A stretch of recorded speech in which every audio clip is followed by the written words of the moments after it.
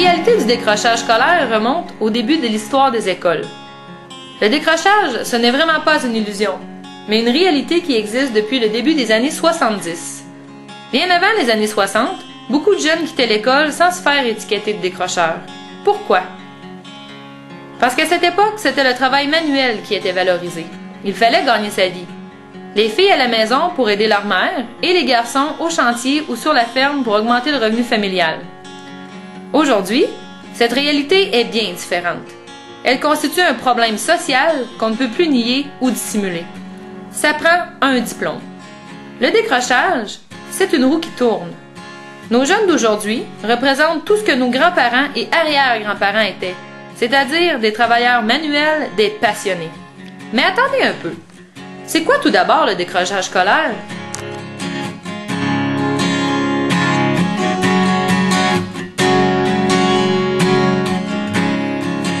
Selon le ministère de l'Éducation du Québec, le décrocheur se définit comme un jeune inscrit au niveau secondaire qui n'est plus inscrit dans un établissement d'enseignement l'année suivante, alors qu'il n'a pas obtenu son diplôme d'études secondaires, qu'il n'est pas déménagé hors du Québec et qu'il n'est pas mort.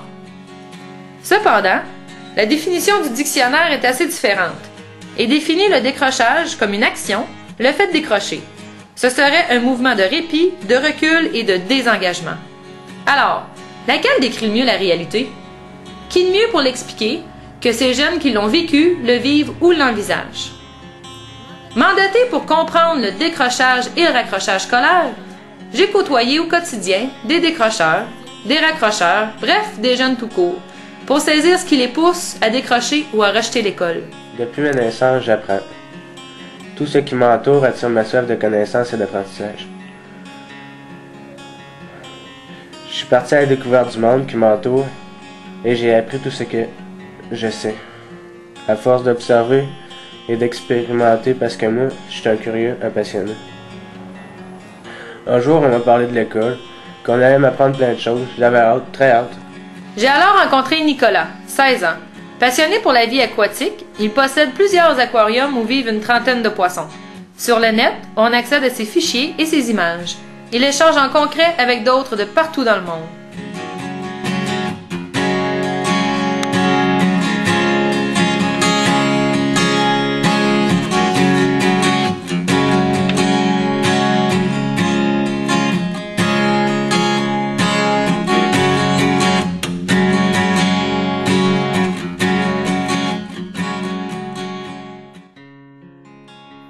Par la suite, j'ai rencontré Pierre, 17 ans.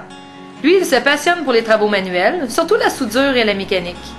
Déterminé, il aime travailler avec ses mains et partager son savoir avec tous ceux qui le questionnent.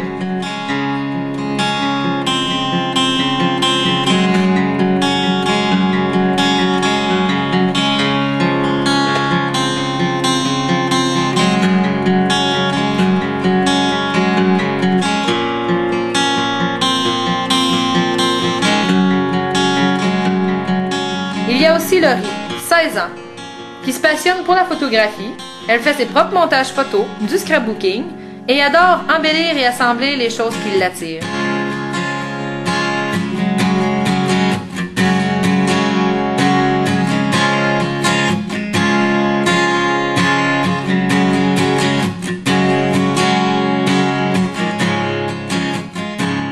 Et puis il y a Steven, 24 ans. Adore la chasse, la pêche, les animaux de la forêt. Il sait reproduire sur papier et sculpter sur bois des formes de la nature. Son imagination est sans fin. Donne-lui une commande et laisse-le aller. Il impressionne vraiment par tous ses talents.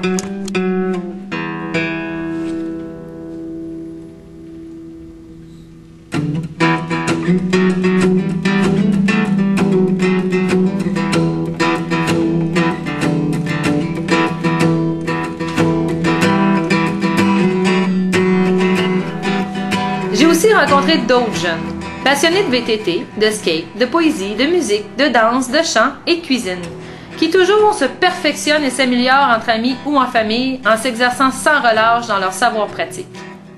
De tous ces moments passés auprès d'eux, j'ai compris que de faire ce qu'on aime ouvre à la vie, ça rend curieux, donne l'impression de se construire par en dedans concrètement.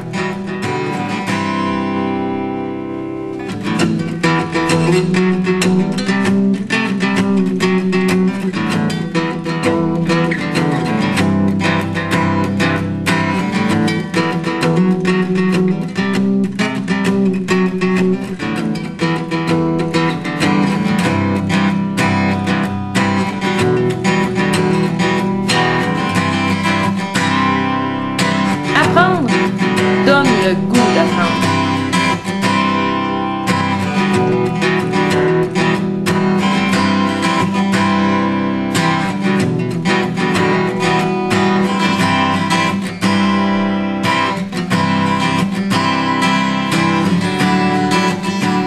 Une fois à l'école, tout a changé.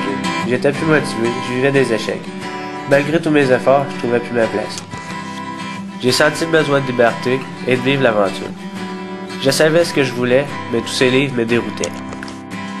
Une route sans fin. Je suis pris dans une intersection. Quelle route? Celle déjà tout tracée, sécuritaire avec ses lignes qui nous guident et que tout le monde emprunte ou l'autre. Pourtant, moi, c'est elle que j'emprunte, car elle m'amène à relever des défis et m'apprend à me connaître.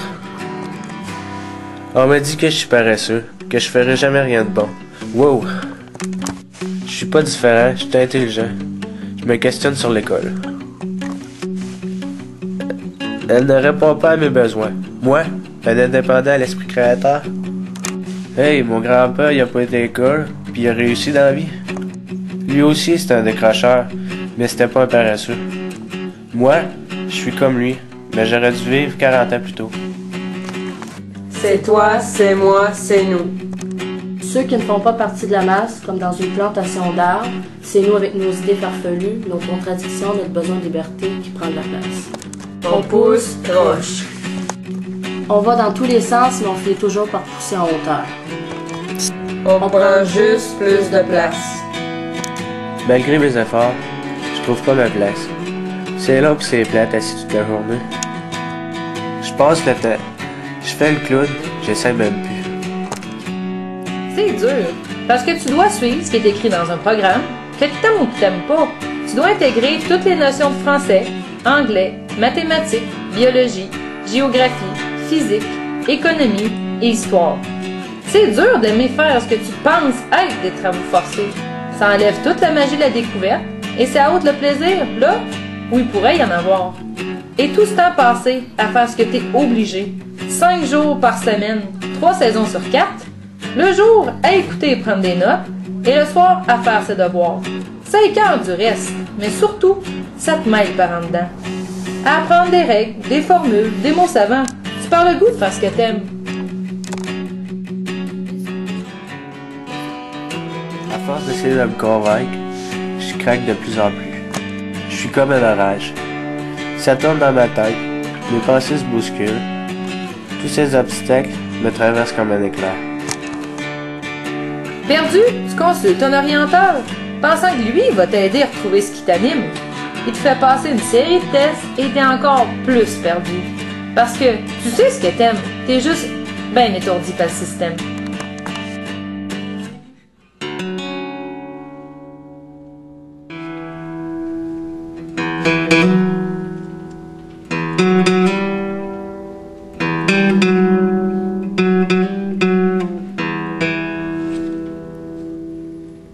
Qu'est-ce qui se passe? Voici l'ordre de moi-même. J'ai pas à prouver que j'existe.